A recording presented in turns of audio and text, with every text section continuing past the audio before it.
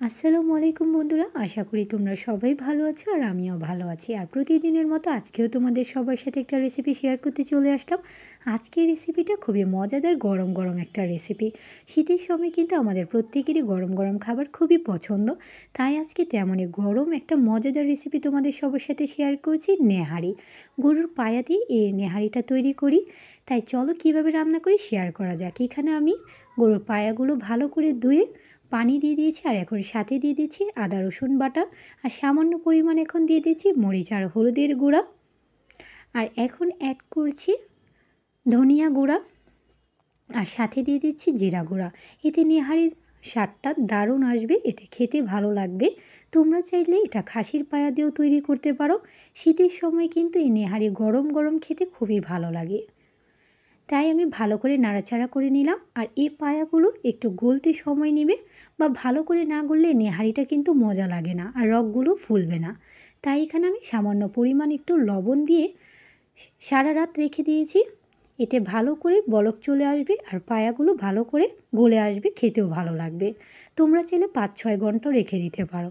তাহলে তোমরা দেখতে পাচ্ছ কালারটা কীরকম চেঞ্জ হয়ে আসছে। আর এখন আমি সকালের দিকে পেঁয়াজ আর কাঁচামরিচ কেটে রেখেছিলাম, টমেটো একসাথে দিয়ে নাড়াচাড়া করে নিচ্ছি।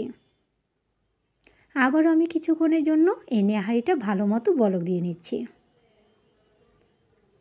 বলক চলে এসেছে, তোমরা দেখতেই পাচ্ছ পাগুলো উপরে ফুলে চলে এসেছে, আর রগগুলোর সাথে, রগগুলো না ফুললে এই নেহারির আসল স্বাদ পাওয়াই যায় না।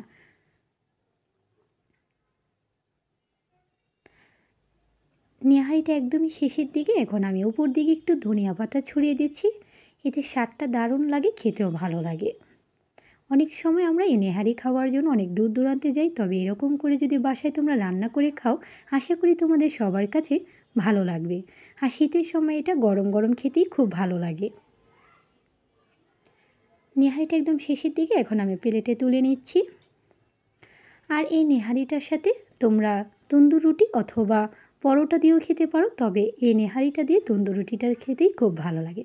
এটা সন্ধ্যার নাস্তায় অথবা আমরা সকালে নাস্তায় খেতে পারি। আশা করি তোমাদের সবার কাছে এই নেহারি রেসিপিটা ভালো লেগেছে। তোমরাও অবশ্যই বাসায় ট্রাই করবে। আর ধন্যবাদ তোমাদের সবাইকে ভিডিওটির সাথে থাকার জন্য। Thanks for watching my video. Next video দেখার জন্য আমন্ত্রণ রইল। আল্লাহ হাফেজ।